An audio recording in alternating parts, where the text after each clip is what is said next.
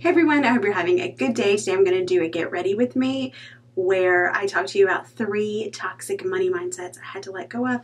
So let's just jump back in time to when I didn't look like this. So there are 3 toxic mindsets that I had to break away from when I made the commitment to financial freedom, when I made the commitment to get out of debt and live out of debt and stay out of debt.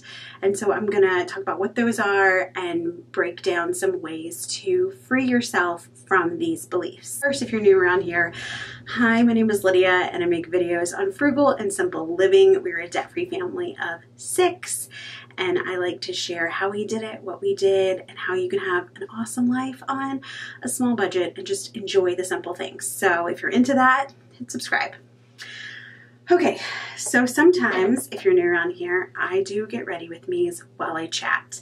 Because as a mom of 4, this may be the only time I have to make a video. Getting your mindset right is the #1 thing that you can do when it comes to your budget, your personal finances, wealth building, getting out of debt. Really, that mindset is a tool. Getting over mindset traps is a tool when it comes to any big life change. A lot of it really is mental.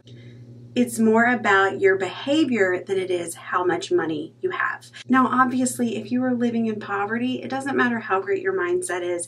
If the money is not there, the money is just not there. And I'm not talking about that because I do realize that there are people who are in really tight situations that they do not see a way out of. What I'm talking about is the rest of us who maybe have made some bad financial choices and we're starting over and we're learning how to manage money for the first time. It's really about behavior. If I can't manage a $2,000 paycheck, how am I going to manage a $20,000 paycheck? Past 7 years of talking about financial freedom on the internet, I have been met with a lot of concerns and fears and messages, and some of them have mirrored my own concerns. I hear a lot of reasons from people why they can't get ahead, and some of those are very valid reasons. Some of the things that I hear are excuses. Oh, I don't like tough love Lydia. Someone left me a comment the other day when I was talking about tough love and how much it bothers me, and they said, don't accept tough love from people who don't actually love you. So this isn't me like tough love, this is me telling you some things that I've had to tell myself often, frequently, this morning. These are excuses that I used for years to keep myself in debt or to not move forward in my goals. #1, I need a big income to get out of debt. If you've listened to the radio shows where they call in and talk about how much debt they've paid off and they do their cheers, sometimes it gets a little discouraging because they have such high incomes. And we didn't have a high income at all. When we first started paying off our debt, we were bringing home a combined $700 a week. Maybe you're a part of the debt-free community on Instagram and you're scrolling through and you see people holding up a letterboard saying, we paid off $98,000 on a $150,000 income, and you just feel that pit in your stomach because you don't make that much money. You don't make half that. You don't make half that. How are you going to get out of debt? You obviously need a big income to do it.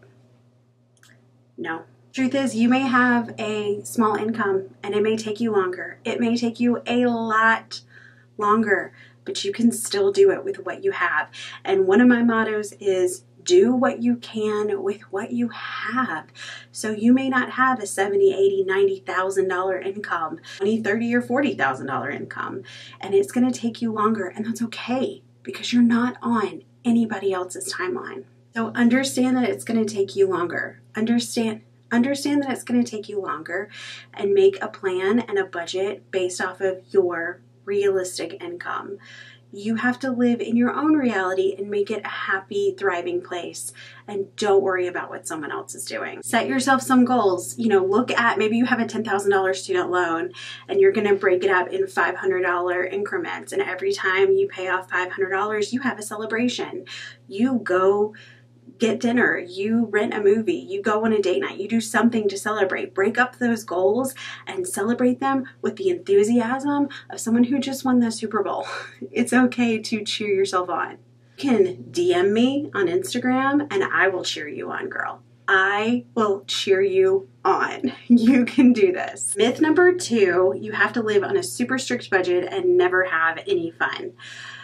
Okay, so when we were getting out of debt, we did go hardcore and we did live on a super strict budget. We lived on just a portion of our income and we used the rest of it to pay off debt. And we didn't have a life for 2 years. However, we were also I was also either pregnant or nursing a newborn baby that entire time because we had back-to-back kids. So we weren't going to be going out and having fun on the weekends. We had already had our fun. That's where the babies came from. Oh, pale. So my lighting is super intense today and I look very pale. However, I don't recommend a super restrictive budget. I don't think that that's necessary. I think that you can go out and have fun. You can go on vacation. I mean, like not right now, but later. You can plan to buy big, you can make big purchases. You can do a lot of things. You just have to budget for it. It's fine to do that while you're paying off debt. Just understand that money is not infinite and it has to come from somewhere. So if you go out and make a $500 purchase, that's $500 less than you can put towards debt, but it's still okay. It's your money and you get to spend it however you want.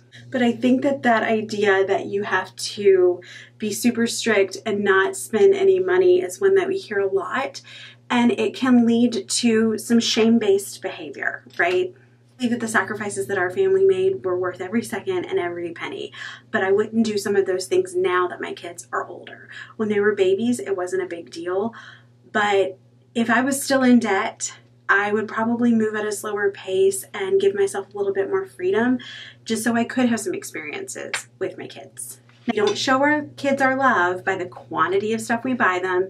We show them our love by the quality of time we spend with them, and you do not have to spend money to spend time with your kids. So don't get caught up in that narrative either. And while we were super restrictive, when it was over, we bought a house, and the year after that, we went to Disney. So it went by quick and then it was over. That's what she said. Number 3, there is only one way to do it, and if you're not doing it this way, you're doing it wrong. When it comes to following ideologies, even those related to getting out of debt, we can get extremely dogmatic in our pursuits. And it's really easy to decide that I read this book or I listened to this podcast or I watched this video and I'm going to do it the way this person said to. And if you're doing it differently, then you're doing it incorrectly. And that's not true. Like if I had a nickel for every time someone said to me, well, fill in the blank with whatever financial guru doesn't do it that way, like I would put Elon Musk to shame. To shame. And if I happen to say that I disagree with someone on the size of an emergency fund or when you should invest in retirement now, absolutely right now, start right now. I don't care how much debt you have, start right now. People really want to explain to me why I'm wrong.